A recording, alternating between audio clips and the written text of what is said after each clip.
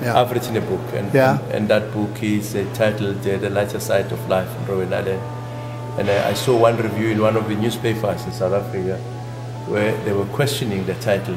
Yeah. That it cannot be that on the island there could have been a lighter side to life. How many years were you there? I was sentenced to 15 years. I was there for 15 years. Yes, I was there. How old were you when you went in? And when I went in, I was 29. And so you came out and you were 44? That's correct, yeah. My God. Yeah. What did you do all day for 15 years, Peter Paul? Well, you know, the human species is a funny one. Yes. That's why we survive all these changes. Yes. And some species go in, they become extinct, they expire, and the humans are always there because I think we have this ability of adapting to any situation. Yes. If the environment doesn't suit us, we change it to adapt to us. So the same thing applied to prison. Obviously, when you're here, you've been sentenced to 15 years. You think to yourself, I will not last a day. Yes. But you find that you even forget and you think you're better off than people who are outside because you have all this time to yourself. You are able to think and plan and all that. Some of the luxuries that people the outside do not have. You are always sober. You are always in your mind. Yes. But most importantly, I think what really kept us going is that you were in a prison where everybody thought and like you shared ideas. You had a common vision of what the country was going to be. So all those hours and years were spent thinking and planning, and I think the product is what you see, what many people call the miracle of South Africa.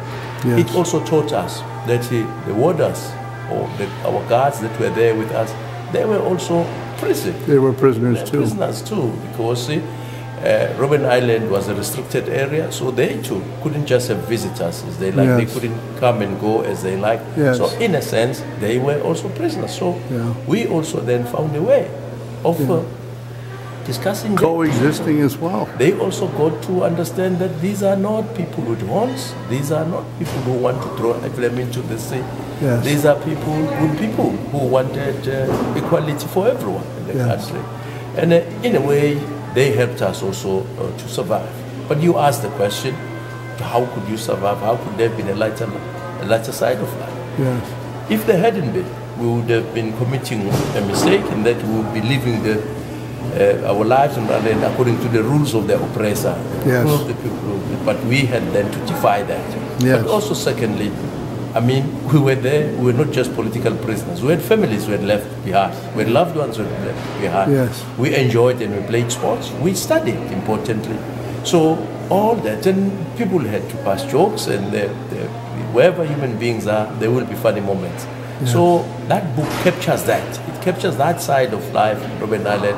Even in times of imprisonment, you might find that even your engagement with the authorities that were there would be a funny side to it. Yeah. Have you found, sir, as you moved back into the I guess the real world, that it's sort of a surreal world? It completely flipped in South Africa. It flipped in terms of the people that were on the bottom, more or less, are now on the top. Is there a cadre of people from Robben Island that are in various positions, and are they dedicated to bringing everybody up with them and developing a better life for everyone? Yes, I guess I'm looking for the lessons of Robben Island as well. Yes, they are.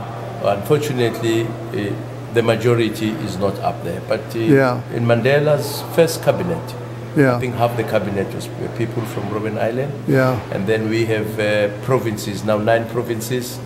I think 5 of those premiers, the president provinces during Mandela's term, were former political prisoners. Yeah. Yes, I have seen it, and I confirm it. Even with Mandela himself, when he went out to Robben Island as a young man, he was quite radical.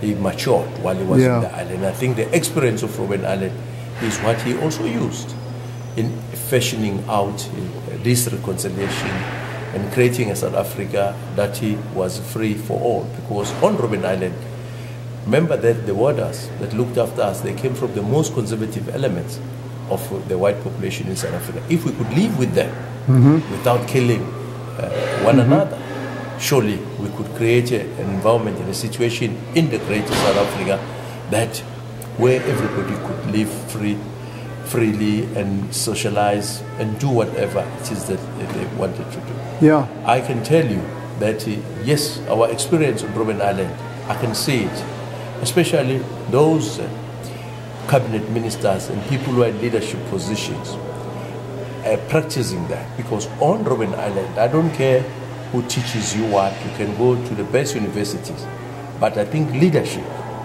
that you learn in a situation like on Robben Island, where you're forced to live with people, some of whom you don't know, some of whom you do not like, but you've got to live with them.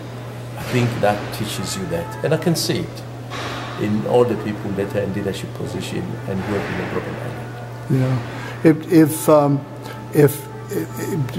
What do you tell your children in the most personal sense of what you've learned in life? And what do you want them to have as the basic building block of their life in the future? You've seen so much oppression and so much political change, and here you are, one of the best-looking guys walking down the street here in March 2014. What do you tell them? Well, the first thing I tell my children is that they must be humble. I tell them that they must respect everyone, regardless of their station in life. Yeah. In fact, when I do pray, I ask the Lord that it must teach my children, or it must make my children to respect both Him and all His creations. Yeah. I tell him that. The example I use normally, obviously my kids go to school, lucky I can afford to take them to the good schools. So they see themselves more as English speakers than speakers of my language, which is Zulu. Yes. And the one thing I always tell them, I said, whenever anybody speaks to you, try and answer them in the language they've spoken to you. And if you don't understand, just learn to say to them in their language that you don't understand their language. Maybe you should move to English. So the one thing I teach them and I ask of them is to be humble and I tell them that the only thing I am that I can claim of is that I'm their father. Otherwise, I'm nothing. Yeah. So I need them to learn that, and that's how they should also conduct themselves in life. Yeah. And I must tell you that I'm quite happy with the progress they are making. Do you think there'll ever be another Nelson Mandela? I'm sure in another 100 years, probably there will be. Yeah. I mean, this planet is full of talent. Yes. I mean, if it were not for apartheid, I don't think Mandela would have emerged to be what he was.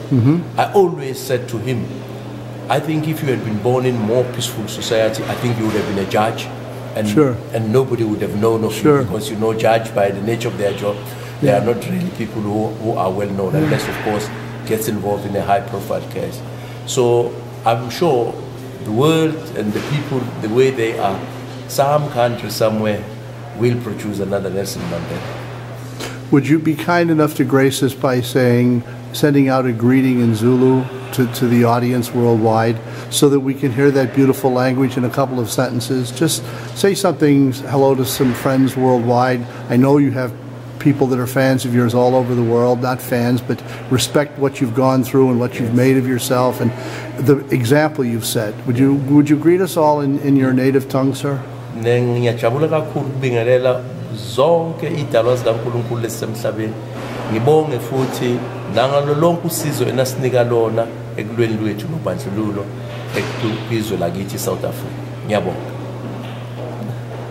Now tell me what you said. Yes. What I said just now, Jeffrey, I said I would like to greet everybody all over the world, and I also would like to thank everyone all over the corners of the world that have helped us in our fight against apartheid, in achieving a free and democratic South Africa. Thank you very much, sir. Thank you.